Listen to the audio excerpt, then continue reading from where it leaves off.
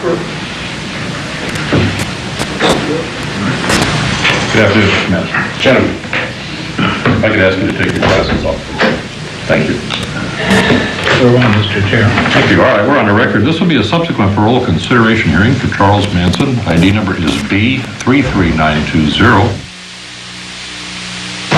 On 4/22 of 1971, the prisoner was received in CDC pursuant to Penal Code Section 1168, violation of Penal Code Section 8 counts of 187. That's first-degree murder out of Los Angeles County.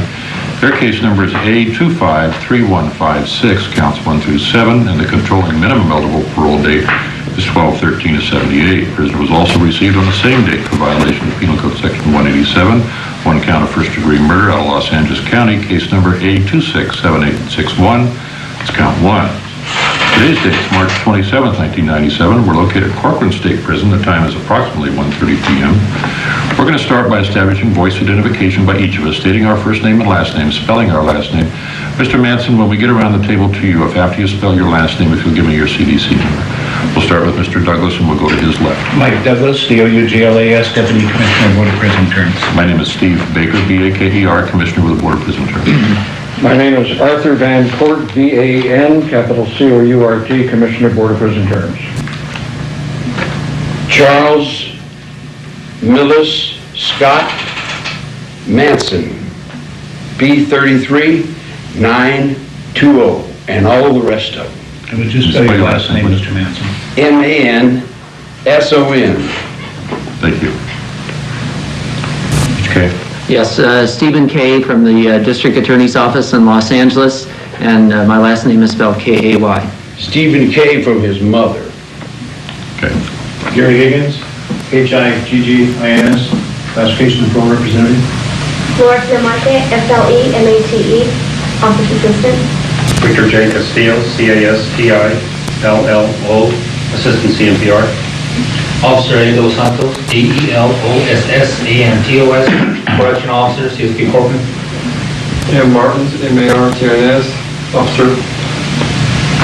Stephanie Hard, Hanford Sentinel, SDEFANIEHARD.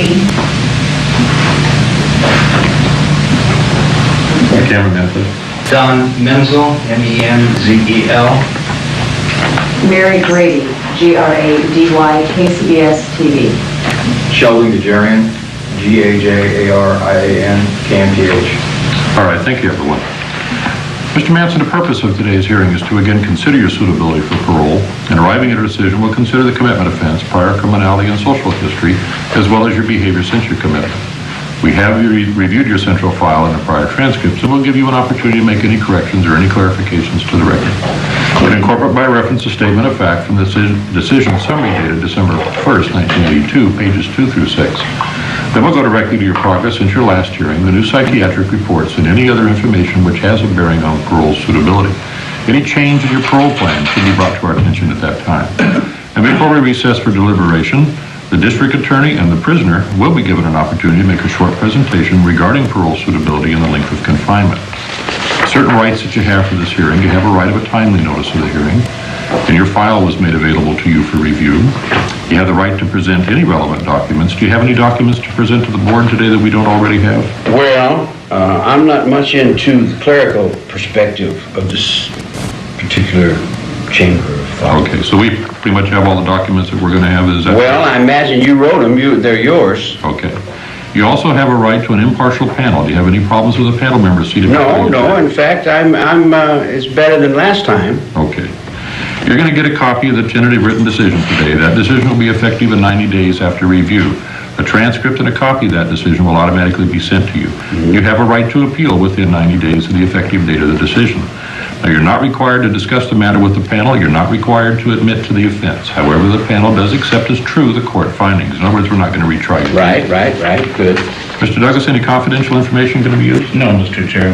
All right. Mr. Manson, did you get a copy? Did you get a packet like this?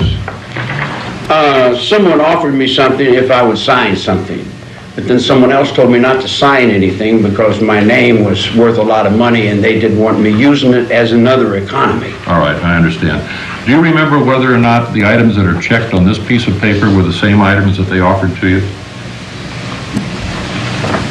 I'm not much at this book stuff. Let's see. What am I looking for exactly? Just to make sure that you had an opportunity to look at a board report and your psych report and all. Oh, yeah, the guy offered that, yeah. He Okay. brought that into my attention, Okay, good. but I'm not sure on them little scratches. Okay, well, I understand that. Are you ready to proceed without, Yes, sir, I'm here for you, Okay. whatever you wish. do you have any preliminary objections before we start?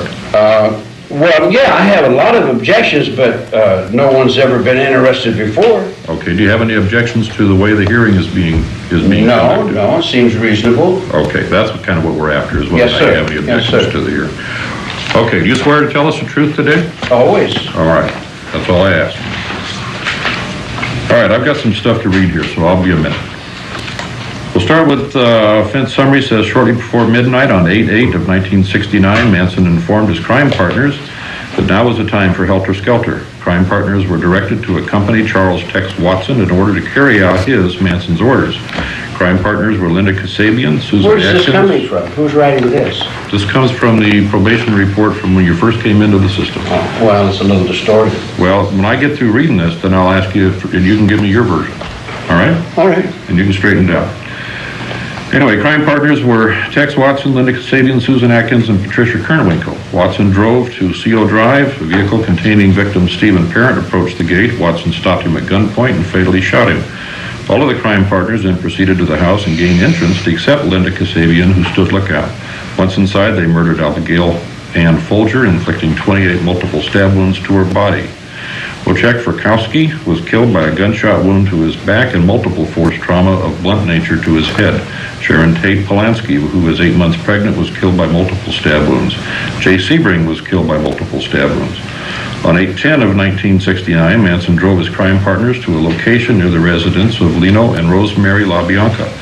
Manson entered the LaBianca home alone and at gunpoint tied up the victims. He impressed them that they would not be harmed and that a robbery was taking place. He then returned to the vehicle containing the crime partners and directed them to enter the residence and kill the occupants. Crime partners Charles Watson, Patricia Kernwinkle, Leslie Van Houten entered the residence and Manson drove away from the scene.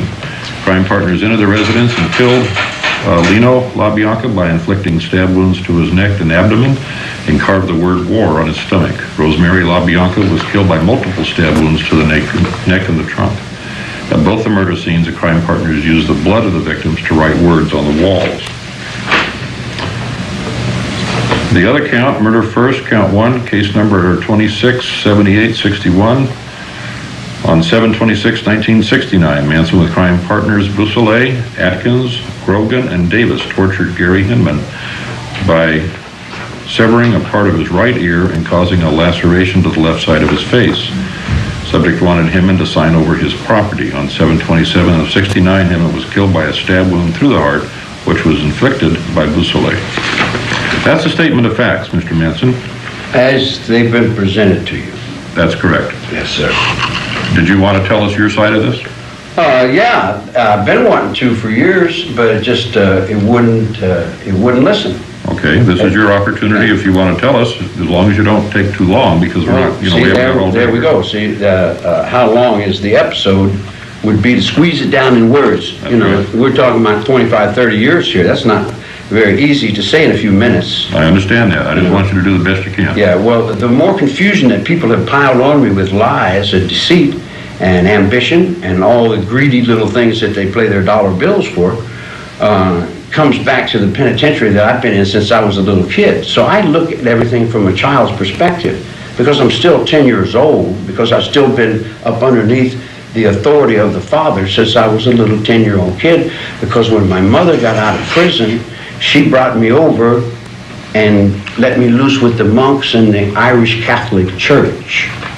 I escaped there at 13 years old, and I burglarized a lot of things, and I went through a lot of hell coming to California to get to the situation that we're in here now. My grandmother was a First World War witch out of Kentucky with a long rifle. My Uncle Jess gave me a knife and taught me how to use it. They gave me guns and taught me how to use them.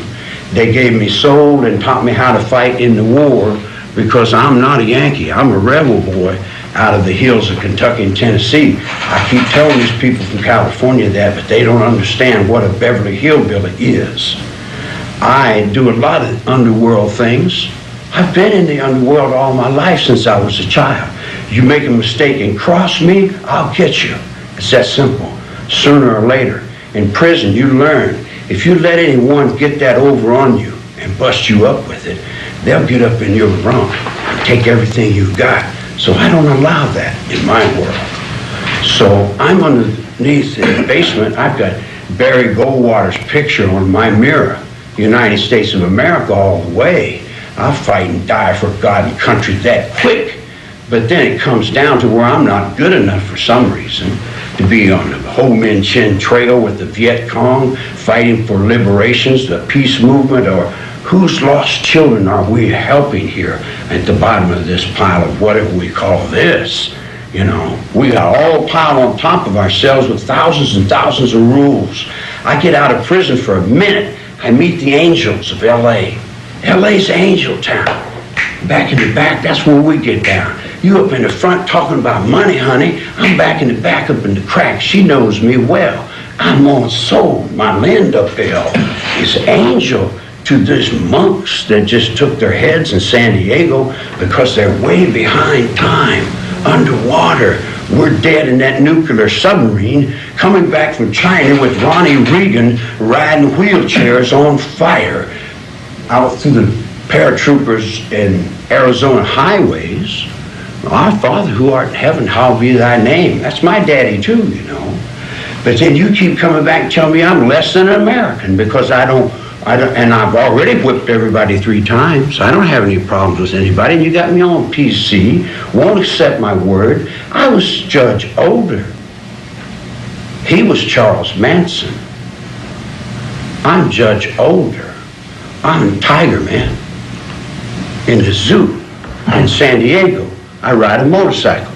I ride a motorcycle in L.A. A bunch of straight Satans call themselves devils. Say they're get down. Say they got the money over on another edge of town. They got the Beach Boys tied up in their contracts. You can't get into the real estate because Pasadena is a submarine that's run by Jody Hoover, who's over in the chapel, who comes from Colombia with the drug cartel, saying he got money with 2 guns and he taking that pussy. I blew him to hell. It's that simple. Linda Bell. Ding along, sing along. Mitch Miller, the movies. I'm Bing Crosby, hard as a hobo, loves to roam in fields of clover. I'm Gene Autry. I'm all those guys. I'm in other children. I'm down a wave or 2 up underneath you. What you're doing, you're over flying with the eagles and the fathers of great lands, but I'm king on other wings and baddest motherfucker that ever did live. I'm terrible. Adolf Hitler was a little biology girl in the class over there at the University of Southern California. That's where the big eagles fly. Yeah, I know Fort MacArthur. I know Fort MacArthur. Chain of command. I understand. Are you responsible for these murders?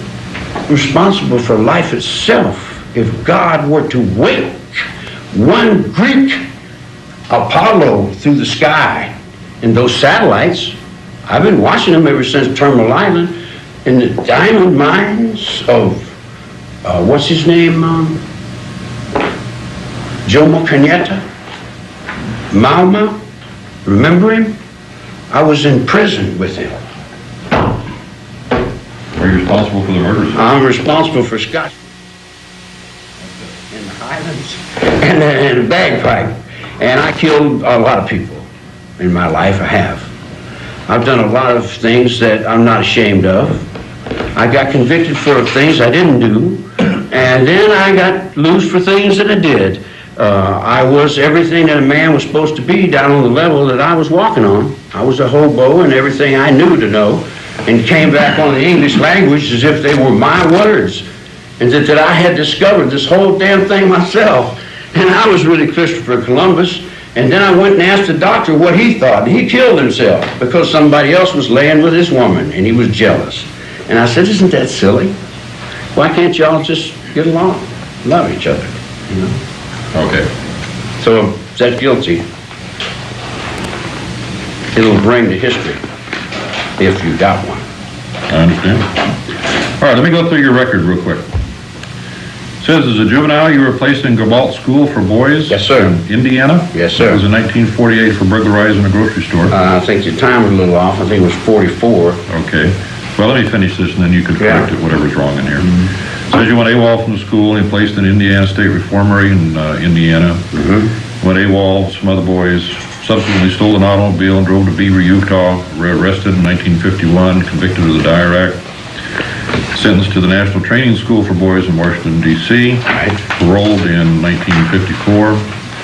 55, Los Angeles, grand theft auto, 5 years probation. 56, probation. McNeil Island, Washington, 1967.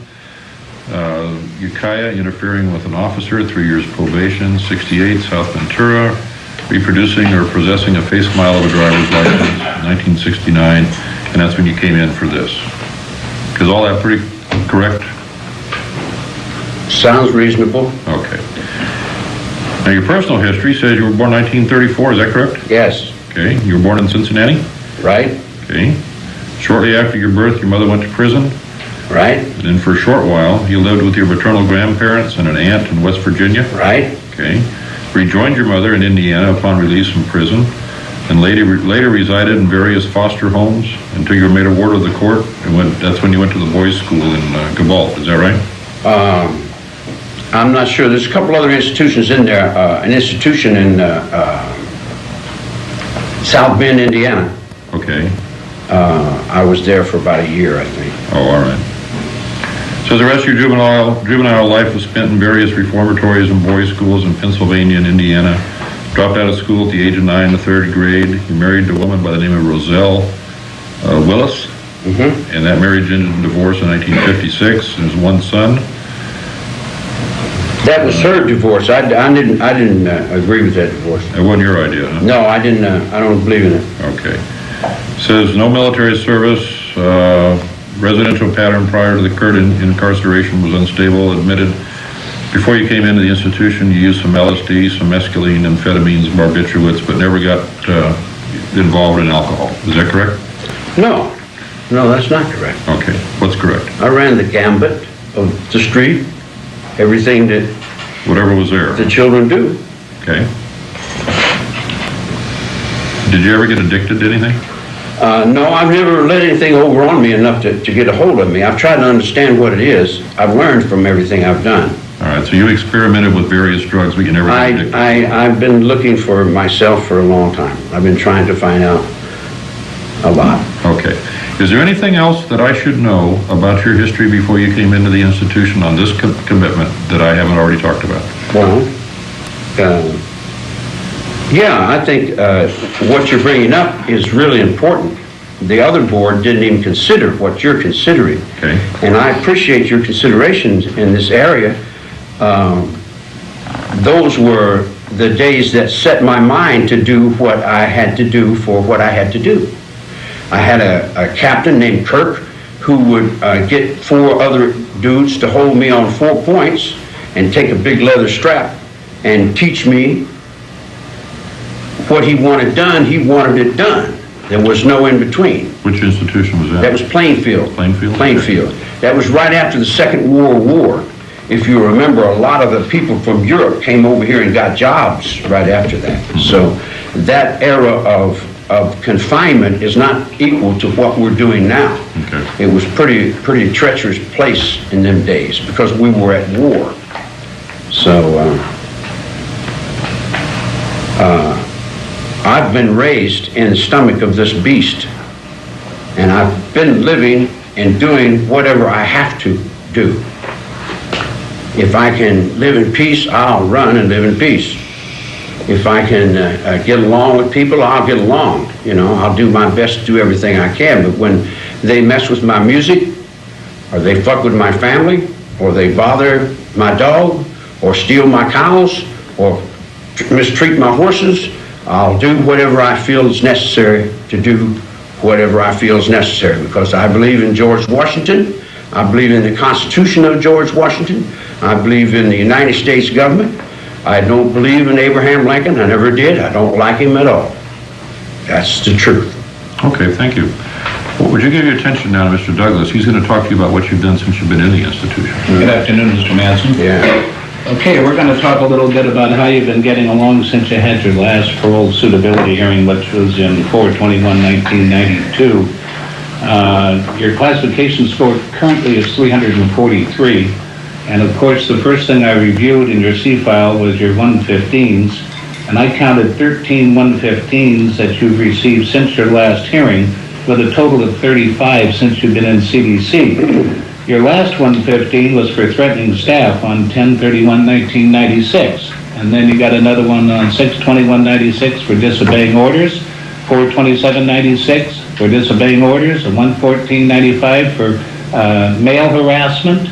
You got 9/25/95 for threatening to kill a peace officer. On 4/5/95, you got one for illegal possession of illegal business dealings with narcotics. I guess were involved in that. On 2/18/95, you failed to report. On 1/4/94, you were out of bounds. On 7/21/94, you had an unauthorized tape recorder. On 7/21/93, you had possession of a stabbing instrument. And on 9/22/93, you had assault on a prisoner. And then your first one after that hearing was on 10/7/92 for dangerous contraband. That pretty much goes over your activities relating to the negative side of what's been happening with you. I noted in further review, I noted one laudatory chrono in 12/31/94 for participation in AA. That's pretty interesting. Did you only get one chrono, and how long did you participate in AA? Since 1954, when the Navy intelligence opened up Terminal Island for the government prison system. They was turning it over from a Section 8 into a prison perspective. I put everybody in Ohio, Kentucky, West Virginia, Indiana, and they sent me out here on the coast and set me on the yard out there to make a new prison system. I didn't know what they was doing. I didn't know what I was doing. But the federal prisons are run like ships. They're like Marion, Illinois, and Leavenworth are run like out of USS Missouri and all them places. So being in prison all these years, I look at the government in the perspectives of the world in a different perspective, not the same way you guys do. Right. I look at it from the patriarch more than the matriarch. Matriarch is more in the play of the world that's existing today. But in my mind and heart, I would want the patriarch, because naturally I'm a patriarch. I believe in the field of honor, and I believe if someone offends you, that you have the right to smack them in the mouth, punch them out, and dare them to come out and fight till, the field of honor is there, Okay. All right, I understand. All right, That's the way prison is run. Yeah. Well, I run that. You have a chrono in there, too, on 2/18/94 for programming per expectations and having acceptable behavior. Yeah. And, then you turned in a wire or something. You turned in, before your last All right, hearing, but see, you gotta understand, this is corrections. Department of Corrections, they have a bunch of men in uniform, and they're always correcting. That's what they do. Right, That's their business. They get paid to do that. They're good at it. right. There's a lot of good men in uniform that are making these corrections. Well, I'm in here too, and I'm stuck in between the cracks in the wall, and when something don't go the way I think it should go, and I have to stand up on that and make a point to someone, I've got to do it whether I want to or not. If the lieutenant comes to me and tells me, well, here's a restricted area, here's a broom, go sweep that, and no one's been down that hallway for 10 years, so I go through that. You can imagine where I got to dig up keys. I got to be all the way over with the Roman Empire coming back from the Greeks, because like Roman Polanski was very mad about what's that other guy's name that won that suit over there in Poland on this case here. This case you got here, this guy won a suit. Perskowski's kid grew up and sued somebody, or somebody sued him, and they beat me out of some money that had something to do with Guns N' Roses, that had a magazine or something they were doing. Okay, well, then, if that is all that was in your C file that I have read, then I'm going to go to the written portion of the hearing. Oh, wait a minute. Let me finish. I haven't been trying to be good. You haven't been trying to... No, sir. You haven't. No, wait a minute. And I haven't been trying to be bad. I'm just trying to get left, you know, I'm just trying to live, that's all. I see. I'm not trying to be nasty to nobody. Okay. No, if you'd give me my rights, all this wouldn't happen. Now look at it, take your responsibility too. If you'd give me my rights in the courtroom and let me explain myself, you wouldn't do it. You sit up there and went, you know, so then after a while I became you again. You know, if that's a bitch, you know, I'm all the way to Chief Douglas there at Terminal Island, McNeil Island. That's when the Supreme Court, Douglas was his name? Yeah. I filed some papers with him. I'm not completely out of the trash. Okay. In other words, I've been in the garbage truck before. Okay. You know. I'm going to read a portion of the post-conviction factors as prepared by terms. Subject conduct within the institution at the time appears to be improving. However, subject sporadic outbursts would appear to indicate that he has made no progress to be reintegrated into society. Most notably, subject's recent CDC 115 of 10/31/96, and that, of course, was one relating to threatening to staff. The report summarizes by saying, considering the commitment offense, prior record, and prison adjustment, this writer believes the prisoner would probably pose a high degree of threat to the public if released from prison at this time. This evidenced by subject's continued in custody misconduct since his last appearance before the Board of Prison Terms. Subject also poses a threat to the public due to his continued influence on others. Yeah, he's right, that's right, I agree with that. There have been several prior psychiatric reports which reflect the belief that Manson's violence potential within the prison setting seems to be below that of the average prisoner. But as M. Lyons, PhD staff psychologist at San Quentin, stated in his psychological evaluation submitted to the Board of Prison Terms in 1989, his dangerousness lies in his highly developed ability to influence others. And that concludes your post-conviction factors. Now I'll go to your psychiatric report, Mr. Manson. Yeah, I don't get to respond to that last little... Yes, sure. Why don't you take a minute in response to what... We all robot to right, R-I-G-H-T. If we stay up all night and look at right, we're still looking at right, and we're all right if we're right. So don't blame me. See, I'm taking over your minds because you didn't have any to start with. Okay. We'll consider that your response. This is a report, a psychiatric report that was prepared for this hearing by Dr. William O. Evans, senior psychologist. And Mr. Manson, I'm not going to read all of it. I'm only going to read parts of it. Yeah. Under mental status at the time. But this will go in history books, right? Well, I don't know. Chapter, how much? I don't know. It's under the mental status at the time of the examination. It said that you displayed no psychotic criteria, no thought disorder or affective disturbance. You were alert, cooperative, and oriented. He was appropriately groomed and dressed. He calculated well with the examiner since he considers that he was treated fairly, and on one occasion his complaints concerning treatment at the hands of certain custody personnel were concluded to his satisfaction. He expressed gratitude accordingly. As usual, inmate Manson spoke in metaphor and allegory, and on occasion had to be reminded to be more linear and concrete. He has a clinical history of exercising control, manipulation, and power over his associates and followers, fueled by narcissistic rage for real or imagined slights and disrespect taken literally by his followers as license and license to kill. He reported no current psychiatric complaints. His primary complaint was that his guitar, which was given him by a journalist in return for granting him an interview, had been taken away from him 2 years ago. He reveals sexist and racist views and regularly rails against the system for abuses to the disenfranchised and the environment.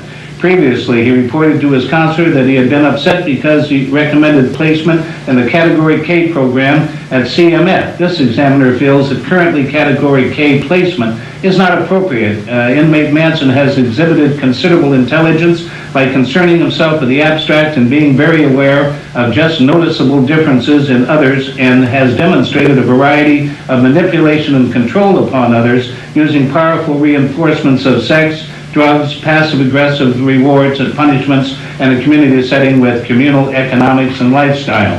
He goes on to say that he exhibits some signs of schizoaffective personality disorder. Once in a while, he does revert to magical thinking and flights of fancy, but more in allegory and metaphor than in the illusional system. He has a history of a rather severe cultural and educational deficits. No doubt those social inadequacies precipitated the Category K placement recommendation through his own remedial and enrichment de facto self-help programming. It's no longer at issue. You're diagnosed, Mr. Manson, under Axis 1 as psychoactive substance abuse. Axis 2, antisocial personality disorder with narcissistic, aggressive, schizopale features, principal diagnosis. Axis 3, various somatic complaints under treatment. Axis 4, psychosocial stressors, the severity moderate due to incarceration and the impending hearing. And you're given a current GAF score of 75, and your highest GAF score in the past year was 75. Under progress and prognosis, it says his progress is not necessarily remarkable, apart from a normal maturation with age. His prognosis not good since his disciplinary history since the board hearing 5 years ago speaks for itself. He appears resigned to the present condition and position, and at his last departing comment to this examiner was, "This is a better life than an old folks' home." Under conclusions and recommendations, inmate Manson is competent and responsible for his own behavior. He has a capacity to abide by institutional standards. There's no current evidence that suggests psychopathology. His violence potential is still considered greater than average, as a discussion concerning the LaBianca murder will attest. This examiner is not suggesting the board to get into this due to time restraints. Since inmate Manson practices manipulation power and control over his followers, he is still considered to be a dangerous man, especially if he were to partake of illicit drug abuse. He has not yet begun to contemplate underlying causes of his current attitude other than to see himself as a victim of the system. He has some considerable artistic ability, and he should be encouraged to continue such controlled outlets for this expression. This examiner has seen noticeable improvement in his verbal ability in a one-to-one setting. His physical and medical needs seem to be well taken care of. The examiner read his medical file with interest. He is maintaining as well as can be expected under the circumstances, and the doctor notes that programming decisions can be based on custody issues rather than mental health factors. And having read portions of that psychiatric report, Mr. Manson, I'll return I like it to that the chair. those last two lines. Would you say those again? Well, he said your programming decisions should be based on custody issues rather than mental health factors. And I'll return it to the chair, Mr. Manson. Yeah. That's whoever did that did a really good job, didn't he? Yeah. Yeah, that was a real nice report. Did you want to comment on it, Mr. Manson? Yeah, I thought the guy, he had a lot of good things down there, pretty much. Yeah, I'm a lot of those things. He's making me look a little better than I really am, but yeah, you know, whatever it takes is where I have to roll. I got no choice about it. If I had a choice, and you guys open up the gates of wherever, you know, I'd get on down the road, and you could have this Charlie Manson thing that they created, because they haven't even seen me. Not really. They've seen all them faces that we play. You know, they don't want to see me, actually. All right. Mr. Van Court will talk to you about your parole plans. Yes, sir. Mr. Manson, what are your parole plans? Do you have any parole plans? Oh, well, I thought about that, and I knew that would be a question, and I wrote that down in one of my little books. Let me see if I can gather these thoughts properly.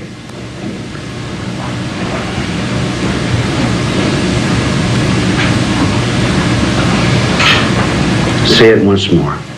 Yeah. Do you have any parole plans at all, Mr. Manson? Do I have any parole plans? Oh, yeah, I was going to ask you. Are you in prison? I'm here doing a job for God and country. I see. The United States Supreme Court gave me my life back. Took away the death penalty. Said it was cruel and unusual punishment. I agreed with them. And I've been serving it ever since. Because they gave me my life, so I give it right to them. It's their life too, you know. So I'm helping as much as I can in the government that I am. The government that I know about. My Teddy Roosevelt and my sergeant and my lieutenants and all that kind of stuff, you know. I never grew up to do all that kind of stuff, but I've seen other people doing it. I always wanted to. You know, it would have been nice if I could have gotten in service, you know, and been some kind of military guy, a United States Marshal or something, you know.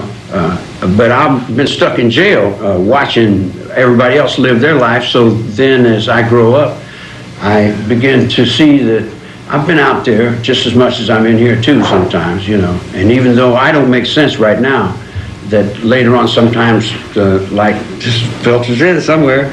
It says, hey, who we got locked up in there? I mean, what is this trip? You really want to know? Okay, well, no, Mr. Manson. I don't think so. We'll say if down the line you were actually given a parole date, what would your plans be? I would go poof. Poof? Poof. Now, I noticed that in the most recent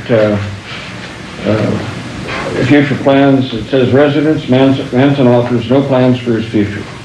I don't have a future, guy. I never had a future. Well, then in the report back in '92, it says Manson's... Thank you, Ricky. I guess the first question that one has to ask based on Ricky's introduction is why 52? Why go to every single parole hearing of every Manson member, and particularly something like this where there's no real chance that Charles Manson's going to be released? Well, because I have to remind the board members exactly what Charlie Manson did and what the others did and why they shouldn't be released. These people tried to destroy our society by starting a race war. This is not a garden variety murder case. And on top of that, Manson's threatened to kill me 3 times, so I have kind of a personal interest in making sure that he stays behind bars. How has he been able to threaten you while he's behind bars? Oh, he doesn't care that he's behind bars. You know, he has control over other people, and he threatened me once during the trial, once during a second trial of one of his family members, and then he threatened me after one of his parole hearings when he was in Vacaville. But his record, while he's been in prison, is replete with threatening guards and staff members, punching them, spitting on them, throwing hot coffee on them. He is a terrible prisoner, and he is a despicable human being. Isn't there an argument to be made from listening to Charles Manson that he's insane and as a result should be treated as someone who's insane and not a dangerous criminal? Well, when you first hear Charlie talk, you think this guy is absolutely nuts, but the psychiatrists that have dealt with him over the years do not feel that he is criminally insane. He has a severe personality disorder. He's very antisocial, which, of course, that's what led us to the 9 murders that we were here today on. But he's not legally insane. I'm not ashamed of. And so he is responsible for his actions. Even in this year's psychiatric report, it was written that he's responsible for his actions in prison, too, and that he knows better than to assault the prison guards and traffic in narcotics and possess a stabbing instrument. He knows that these are against the rules, but the problem with Manson is that he doesn't respect laws. He used to tell his family members that there are no laws, there's no right, no wrong, so he's not going to obey any rules, whether there are rules within the prison or laws outside. You talk about the other family members and you talk about the influence that Charles Manson had over them. Taking what you've just said, why not let some of those others, like Leslie Van Houten, who may respect the laws today, out of prison, and yet you've been speaking at their parole hearings to keep them in prison as well? Well, a lot of historians refer to Manson and the family as a band of hippies. That is absolutely wrong. They hated hippies. All of these people who stayed with Manson, something inside them responded to what he was saying. And Manson would tell them how Adolf Hitler was his hero for what he did to Jews in World War II. Manson is a racist. There were no minorities allowed in the family, and he would actually tell different people who could get together and have babies because he wanted the babies to look a certain way. Really sick stuff, but these people responded to that, and they stayed, and they believed in what he was saying enough to go out and murder 9 innocent human beings. Why is it that none of the family members of the victims, like Sharon Tate, come to the Charles Manson parole hearings as opposed to some of the others? Well, Patty Tate would have come this year, but she is under the weather and was not able to be here. But we talked last week, and she gave me her best wishes and told me that she wanted me to give a strong argument for a 5-year denial, which I tried to do. To see how Patty and Deborah and their dad, PJ, and their mom, Doris, over the years suffered because of this. I mean, there's not one day that goes by that they don't think about what happened to Sharon and her 8.5-month-old perfectly formed unborn fetus. Stephen Kay, thank you for joining us here on Court TV, and we will be playing a part of Stephen Kay's comments at that parole hearing as we continue with our tape. Ricky, back to you. Was not interested in paroling, and that he would be lost in our society. Right on.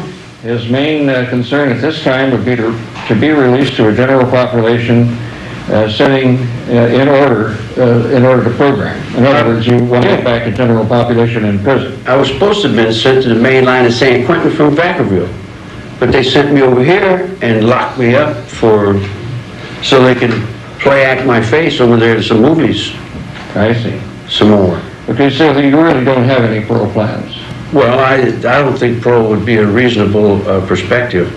I think wouldn't take a parole anyway, not really. I'm thinking, I'm here, we're going through the changes of it, but I would like to go back to court. I'd like to get my chance, my day in court. We're based and founded on that. Sooner or later, even if I die tonight, you're still going to have to give me a trial. Sooner or later, that court is going to click. And when that big chair clicks, that's going to be right, and I'm going to get my rights. Mr. Manson, those are questions that are just part of the parole hearing, is to come up with what your plans are so that we have some idea. Well, now, the other phase of the portion of the hearing that I'm handling is letters. And we received a whole bunch of letters regarding you personally. There's apparently there was some kind of a coupon in one of the magazines or newspapers about whether the general population wanted you to parole or wanted you to remain in prison. And apparently there was 2,072 coupons sent back in. And then there was also 257 letters that were written in your regard. However, I have one letter here that I will read, and that's from the Los Angeles Police Department. And it says, and it's dated February 25th, 1997. It says, the Los Angeles Police Department welcomes the opportunity to respond to the pending parole hearing for Charles Manson, your CDC number B33920, which is scheduled for the week of March 24th, 1997. The facts of this case speak for themselves. The consummate brutality of the unspeakable, premeditated murders for which Mr. Manson has been convicted clearly demonstrate his wanton disregard for human life. Now, stop. Okay. Now, that's my point, exactly. If I were guilty of that, that would be true. But as long as that court stands, then that's what makes me what I am to that man's mind. That is not me.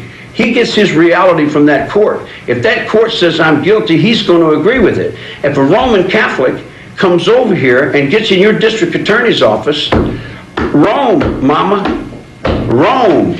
That's talking all the way back to one cross, and they'll do anything in the world to put one cross back in order, because if they don't put one cross back in order, they got Islam right up their ass from Chicago bouncing that goddamn fucking basketball. Sooner or later, you guys are going to have to step out in this hallway and see who this hallway belongs to. That's my mop and broom over in the corner, Jack. You know, whatever you guys are playing out there that's nice for you to play when you got the money, that's cool. But when you're down in a hard time where you ain't got nothing but the mind you're mopping and slopping with, you got to deal with what you got to deal from here, honey buns.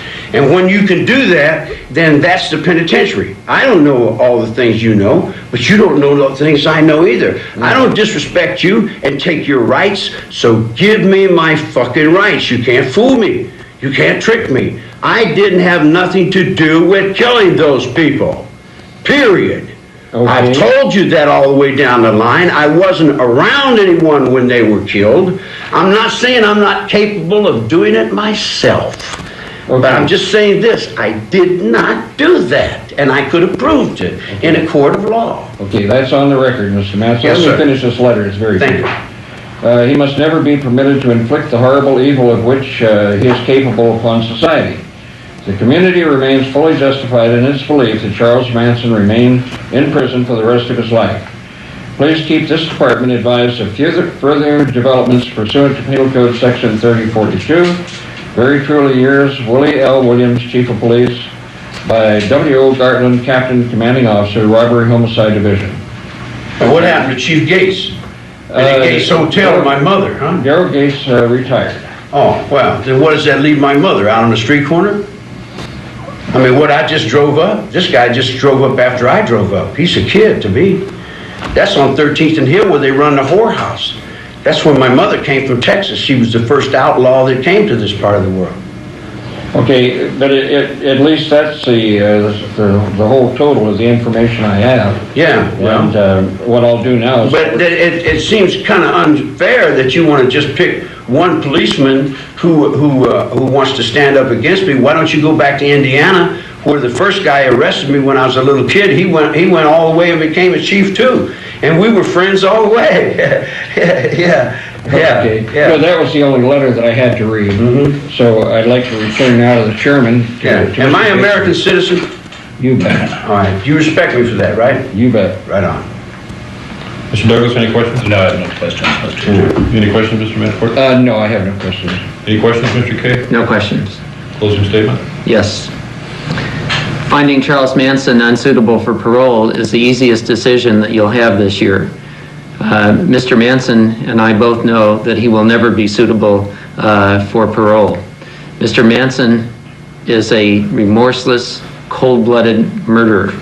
He was taken into custody on October 12, 1969, and the only change that he's had since that time is the fact that he's physically aged. Other than that, he's the same person that he was in 1969. Mr. Manson masterminded, and he's never quite understood the law of conspiracy and aiding and abetting, and that's why he thinks that he's not guilty. He told other people to commit the murders. He didn't kill them himself, so he thinks that he's not responsible. But fortunately in California, if somebody masterminds murders, they're just as guilty as the people that inflict the fatal wounds. You've made that up since then. That was not the case before. Mr. Manson, Mr. Kay didn't have Okay, so I'm all right. asking you to interrupt him. I'm just making a mental note. Okay. Mr. Manson masterminded 9 of the most brutal, senseless murders in the annals of American crime. And the murder started with the murder of Gary Hinman, who was a rock musician, and the reason he was murdered was because Mr. Manson directed his followers to get Mr. Hinman to turn over property to him because they were collecting property to prepare for war, the race war that Mr. Manson thought was coming. Mr. Hinman was tortured over a 3-day period, with Mr. Manson actually cutting off part of his ear with a sword. The 7 Tate LaBianca murders, the reason that those people were picked, and they didn't know Mr. Manson didn't know them. Mr. Manson wanted to blame those murders on blacks to start a race war. He actually went in the LaBianca house, and one thing that was left out of your statement of facts is he stole Mrs. LaBianca's wallet and had it planted in what he thought was Pacoima, an area populated mainly by blacks at the time, because he wanted a black person to use the credit cards in the wallet and get blamed for the murders, so that that would start the race war, whites going down killing blacks in retaliation for these murders. Mr. Manson told his followers to commit heinous murders, and they followed his direction, and Tex Watson took rope with him and hung Sharon Tate while she was still alive by throwing a rope over the beam, one of the beams on the ceiling in the living room. And in the LaBianca murder, there was writing in blood on the walls, on the refrigerator, war carved in Mr. LaBianca's abdomen. Between the 2 murders, 156 stab wounds were inflicted on the victims. The last murder he was convicted of, at the same time he was convicted of the Hinman murder, was the murder of Donald Shea. That was on August 28th, 1969. Mr. Shea was a ranch hand at Spawn Ranch who knew Manson and the family were up to no good and tried to get him kicked off the ranch, and he got murdered for his efforts. That's a backup. Go ahead. Okay. Besides masterminding these murders, Mr. Manson has been a terrible prisoner. At the time of his last hearing, he actually had 57 CDC 115s, which were serious violations. Now, according to the board report, this time he has 14. I'm not sure if it's 13 or 14, but that should give him a grand total of 70 CDC 115s, which are serious violations. His record is replete with assaulting prison guards and staff members, spitting on them, throwing hot coffee on them, threatening to kill them. Your heart really goes out to the people that have to work with Mr. Manson, that they have to put up with this type of conduct. He also has, in his past, in Vacaville, he was in possession of LSD. When he was transferred from Vacaville to San Quentin, they found a hacksaw blade concealed in the insole of his shoe. And he also, when he was at Vacaville, had escape plans that they caught him with. Now that's just things that happened before his last hearing. Since his last hearing, of course, he's threatened to murder one of the guards. He's threatened staff members. He assaulted the report said non-prisoner, and I'm not sure exactly who that was, but he shouldn't have assaulted anybody. He was trafficking in narcotics, in possession of a stabbing instrument. Mr. Manson, after they would finish their dinners at Spawn Ranch, would preach to his followers, and one of the things he would tell them is that there are no laws. There is no right or wrong, and it's okay to commit murder. Now, the fact that Mr. Manson is not following the regulations in prison is understandable because he doesn't believe that there are any laws. He is a law unto himself. He will do whatever he wants, whenever he wants.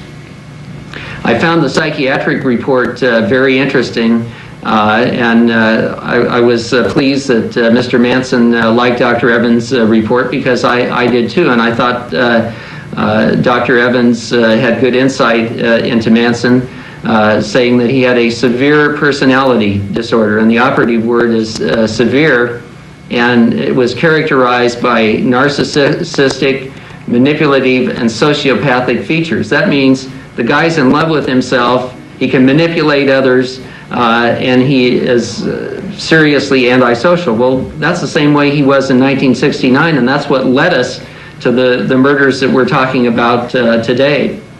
Dr. Evans says that the prognosis is not good. Well, it's never been good for Mr. Manson. Dr. Evans also said that he presents a danger greater than average. Well, I would have to say it's probably 100 miles above average. And the thing I like most that Dr. Evans said is that Mr. Manson is a dangerous individual. I think that that's an understatement, that he's still a dangerous individual. I think the reports speak very loudly to that position and to the fact that Mr. Manson is clearly unsuitable for parole, and I would respectfully ask the board for the maximum 5-year denial. I wish it could be longer, but the law only allows for 5 years, so that's what I'll ask for. Thank you, Mr. Kane. Mr. Manson, do you have anything to tell the board? Yeah, I thought the court recessed. What is this guy doing? No, we'll recess in a few minutes. Well, no, I'm talking about the court that we were in before.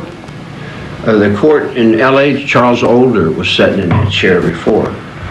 Now, well, Charles Older is still my judge in my courtroom. In my mind, Charles Older sits in that chair in my mind, up there on that bench. Okay. So all the head people are still Charles Older to me. So when Charles Older said this court is in session, when he sentenced me to the death penalty, and he said that the court was in session, what is he doing? He has no entrance into my life after that. People have followed me around just making up all kinds of things that's going to fit whatever they're doing. What somebody does in their world is on them, it's their business. The Kilgore clan of Kentucky and the gun clan of Scotland are getting together with the Manson clan. That's out of Bragg Air Force Base down there in North Carolina, Greensboro, North Carolina. We just landed some people from Scotland who came over here. And I told them they didn't give me my rights, so that's okay. You can keep them. I'll take them as I go. Because my fathers are Klansmen, and I'm a Klansman. And I'll march there for hell and wherever it goes to forever in that. So I could be wrong maybe in hell, But I don't think heaven would agree, or if heaven agrees, we could dance that out in the desert, because I already came off Terminal Island Navy intelligence.